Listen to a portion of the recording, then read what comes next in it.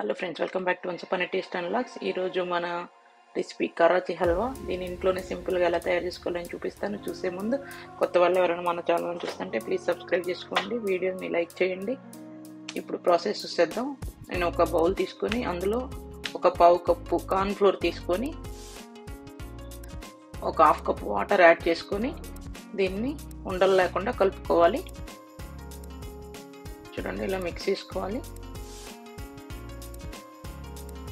ఇప్పుడు నేను ఒక కడాయి తీసుకొని స్టవ్ మీద పెట్టి స్టవ్ ఆన్ చేసి హాఫ్ కప్కి 1 కప్పు షుగరు, పావు కప్పు వాటరు యాడ్ చేసి ఈ షుగర్ను బాగా కరిగేంత వరకు కలుపుకుంటూ ఉండాలి. చూడండి, షుగర్ కరిగి ఇలా ఒక పొంగు వస్తుంది. ఒక పొంగు వచ్చాక ఇలా వచ్చాక మనం ముందుగా కలిపి పెట్టుకున్న కార్న్ ఫ్లోర్ని ఇందులో యాడ్ చేసుకోవాలి. చూడండి, కార్న్ ఫ్లోర్ మొత్తం ఇందులో యాడ్ చేసుకొని కలుపుకుంటూ ఉండాలి. ఎందుకంటే ఇది ఈజీగా గట్టి పడిపోయింది, ఉండలు కడుతుంది కూడా. ఇలా కలుపుకుంటూనే ఉండాలి కంటిన్యూస్గా. ఇలా కలుపుకున్నాక ఇలా అవుతుంది. ఇలా అయినప్పుడు థిక్గా ఇలా పేస్ట్ లాగా అయిపోతుంది కదా. ఇలా అయినప్పుడు మనం ఇందులో ఒక 2 టేబుల్ స్పూన్ గీ యాడ్ చేసుకోవాలి. మళ్ళీ ఒకసారి కలిపేసుకొని ఫుడ్ కలరు, ఇది ఆప్షనల్ మాత్రమే, ఇష్టం అంటే యాడ్ చేసుకోండి లేదా స్కిప్ చేయండి. ఫుడ్ కలర్ యాడ్ చేసుకొని ఒకసారి మిక్స్ చేసుకున్నాం. ఇలా కలిపేసుకొని ఇందులో కొంచెం నిమ్మరసం పిండుకోవాలి, హల్వా గట్టి పడకుండా ఉండటానికి.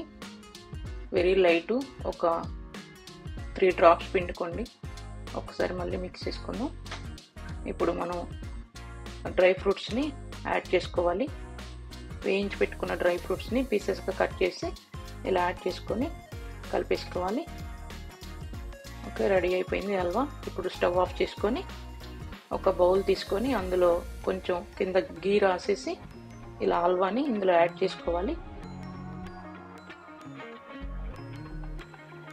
ఇలా యాడ్ చేసుకొని ఇలా స్ప్రెడ్ చేసుకొని బౌల్ అంతా ఒక హాఫ్ అన్ అవర్ వదిలేస్తే అది ఆరిపోతుంది హల్వా. అప్పుడు మనం పీసెస్గా కట్ చేసుకొని సర్వ్ చేసుకోవచ్చు. చాలా టేస్టీగా ఉంటుంది. మీరు కూడా ఒకసారి ట్రై చేయండి. చూడండి, ఇంకా కొన్ని డ్రై ఫ్రూట్స్ని ఇలా పైన యాడ్ చేసుకుంటే కలర్ఫుల్గా కనిపిస్తుంది. చూడండి, హాఫ్ అన్ అవర్ తర్వాత ఇది ఆరిపోయింది. ఇప్పుడు నేను పీసెస్గా కట్ చేసుకుంటున్నాను.